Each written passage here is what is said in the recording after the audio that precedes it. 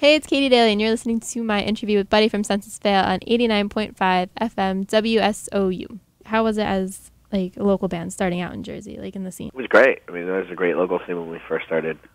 It allowed us to get noticed very quickly because there were so many bands around us that were doing well, and it ended up going on and being very successful. So it was good to be a part of that. Yeah, did you have like any specific like good memories about any venues that you played in Jersey? No, I mean, we just played people's basements and Legion halls, and it was very informal and very just sort of kids putting on shows, really. Yeah. You know, young people putting on shows, and and then people started to take notice of the scene. It was in North Jersey, especially. It was very good. So did you guys like push your own music out there? Like, did you send stuff out to record labels or anything like Yeah, that? yeah, we did. I mean, we sent it out to everybody, really. I mean, that's just kind of like, you know, really was kind of like when the internet first started getting going. So, you know, you actually mailed the physical copy and like a printed out picture and a printed out like bio and all that stuff. Yeah. Did you send anything to SOU? Like, did you guys know about WSOU? Yeah, we did. There's this one guy that kind of is the one that kind of like jumped in and helped us out. This guy Butch, he used to work for WSOU like 10 years ago, and he was kind of the first guy that was like got on board and helped us out and helped us get some shows and played us on the radio, and it was cool.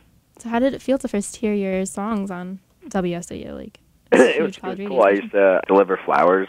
Okay. When we first started, and I used to drive around and hope that they would play our song.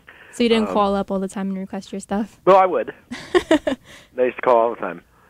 When I'd be driving around, just delivering flowers. That's what I used to do. I used to, in the van, listen to WSOU. Yeah.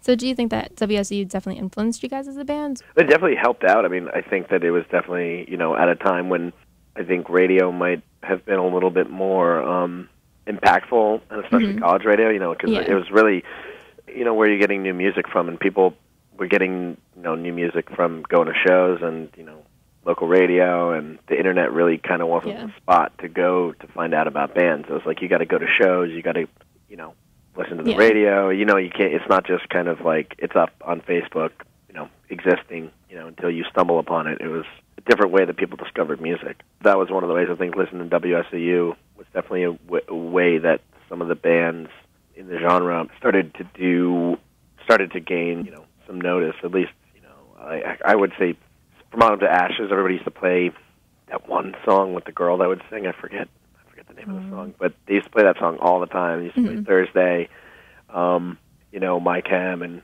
just all sort of the kind of those Jersey bands, really, and Long Island bands, Glass John, everybody. So it was a cool time.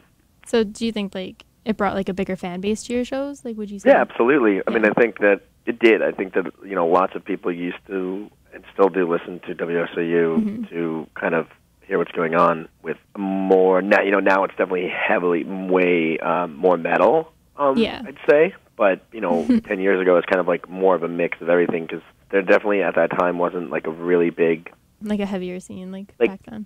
Yeah, like there was a metal scene, but I think people that were running the station and the kids involved were heavily more into kind of the cross, like metalcore, metal mixed with punk rock, that sort of type thing, and that's kind of what was going on in the local scene. So, and then, you know, all those bands sort of went on and started touring and sort of were successful for the most part. Starting off in New Jersey, what was it like going out on like your first big tour, like branching out besides like the East Coast?